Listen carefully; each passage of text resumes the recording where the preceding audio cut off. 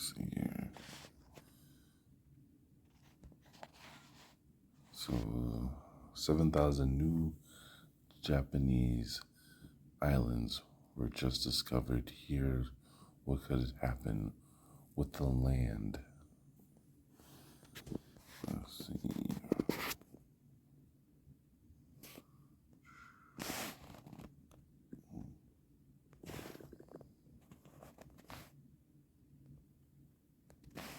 When Japan discovered a new island in 2021, it was newsworthy.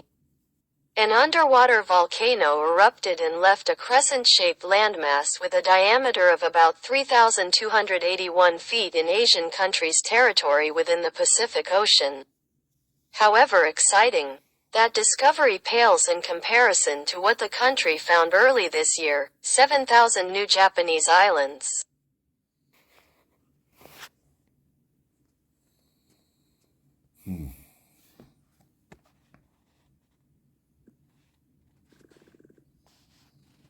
Reminds me of The Simpsons, right?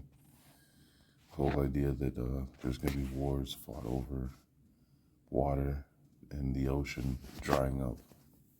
The Geospatial Information Authority, GEA, the national institution that surveys and maps Japanese lands, used digital technology to count the country's islands and found that the previously accepted number, around 6,000, was significantly off base. The new research showed that archipelago that makes up the country is actually composed of 14,125 individual landmasses. The 6,000 tally comes from 1987, when the Coast Guard used paper maps to add up all masses with a circumference of at least 328 feet. However, many of the smaller islands were mistakenly lumped together. The GEA stressed that it followed the same criteria but was able to determine a more accurate result thanks to the more sophisticated technology. The discovery of new Japanese islands also won't change the country's territory or territorial waters, according to the institution. So it makes you wonder, right? Is one of these islands the islands that lead to the realm of Mortal Kombat? Who knows? I just think it's interesting that, all of a sudden, oh yeah, the numbers are wrong here. So there's 7,000 islands out there. And we haven't told anyone anything about these. Why? So here's the next one. Discovery of ancient Maya city with more than 300 buildings. Halt the outgoing railroad project in Mexico. So that's another one where I've been interested because I just finished maybe 2 months ago watching this Christian series on YouTube called Genesis something or other, where they're like, oh, we're going to tell you who was really here in the Americas first, and we're going to show you science, and we're going to show you DNA, and I'm like, okay, let's see if they're about to, tell the truth. Oh, no, it's still all about the Native Americans. There's the first people here, and their connections to the Mongols, and everything else is it was a real waste of my time. That's what I just took from it. Basically, it's still going with the whole narrative from what your textbooks say nowadays. The only thing I took from it that was different was they were able to prove from the settlement in rivers, and this is where I start thinking, while they give us these numbers with carbon dating, I bet you what they're doing is pulling the settlement beds from the rivers, because he was explaining that what his group was doing was pulling settlement from rivers, right? And then they were able to map out what pollen settled, all right, and settled on the riverbed, for each year and for how many years. It's basically what he was trying to show, and he was proving that the Yucatan and was not a rainforest like the way it is now. That a lot of that was farmland. He claims he can show you what plants were grown there and what gases were trapped based off of animals and peoples. So I just thought that was interesting.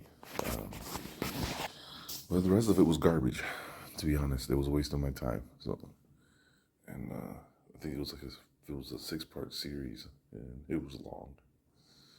So, but this was mentioned in one of his last ones that hey, and it started making me think of like because I'm always doing a comparison like the Yucatan area, you know the Western state area, because you gotta remember like there's certain things you're looking for, right? And I'm like I'm wondering what's going on. I'm wondering if there's two things going on here. One, we know here that when the time comes, the children of Israel will turn a desert into an oasis, right? That's what the Book of Mormons and all the Mormons people are trying to pull off, saying that they did it, even though they had all these failed attempts, in Arizona and lower half of California. Finally, they decided we have to have water. You have to have water to do this. So they captured Salt Lake, right? And now they claim that they've built Zion. So, but the land is supposed to be at rest. The land is supposed to be uninhabitable. So that's why I'm like, it can't be the Yucatan. It can't be that. But I'm like, well, what is the Yucatan then? Is this? Because I think about like was the Book of Lamentations where it says, you know, um, follow the earthworks home. And I was like, what if what's going on is there's gonna be, and I could be wrong, but it's just something in my mind. What if there's gonna be like a certain group of people that are not called to go to the West? They're the ones that are gonna go down there to like the Yucatan and settle into this place, right? While the ones that go to the West are the ones that are called to be the priest people unto the Most High, and they go through, everything that they go through to when they meet up with the Most High in the West is one, purifying their bodies, going through a suffering for their, to pay for the things that they've done. Because if you read these, the minor prophets, you get it loud and clear. You're still gonna have to answer for the things you've done on your way there. So you get there to where you meet with the Most High, and then I'm just wondering, because then it's like, all right, then does the great earthquake come, or the earthquake comes before all that? Because does the great earthquake come and the Great Wall comes down? Because I can only think of two Great Walls: the Great Wall in China and Trump's Great Wall, right? And that wall goes down, and then you lead the rest of Israel and those that will follow the Most High out of here, and you meet up with them, or is this scenario?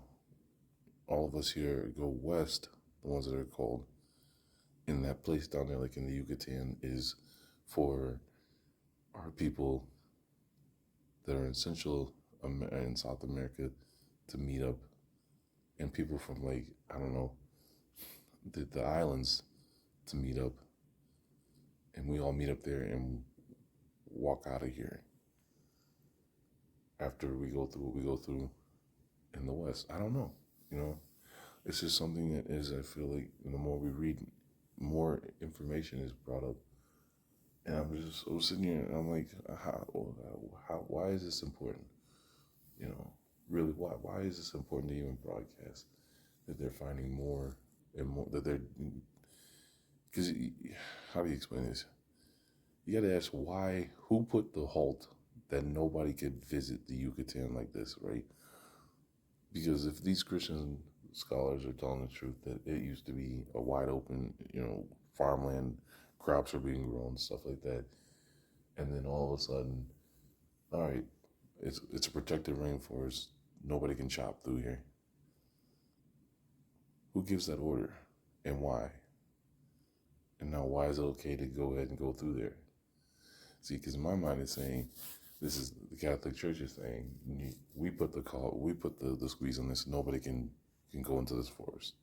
Let the forest grow up and hide everything that's down there. And now, because they feel their God or their gods are returning, they don't care if you go down there now. Because really, how many of us can even read Paleo Hebrew or Negev Hebrew? You know what I'm saying? If we would, we'd be probably able to decipher what's all over the rocks out there in New Mexico and Texas, in Arizona, in Idaho, if we actually knew how, because I think that pertains to the Hebrew people. I really feel like it does. I hate using the word feel. My mind says it does. I just can't prove it because I can't read it. I think the same thing will happen when you go down there to the Yucatan. You already hear them telling you, oh, there's some type of Hebrew, Egyptian writing that's down there in the Mayan territory. So, enough of me blabbering. Let's just have this article here. This may not be the one I want. Efforts to construct the $8 billion Maya train project have yet again been thwarted by the discovery of an ancient Maya archaeological site comprised of more than 300 buildings. According to Mexico's National Institute of Anthropology and History, INAH, construction in the Yucatan Peninsula has been ongoing since 2020.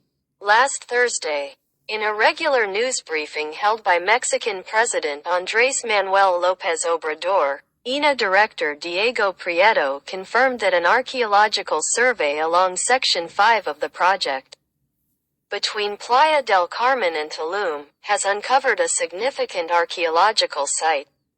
More than 300 buildings have already been found in the vicinity, some of which stand at over 26 feet tall.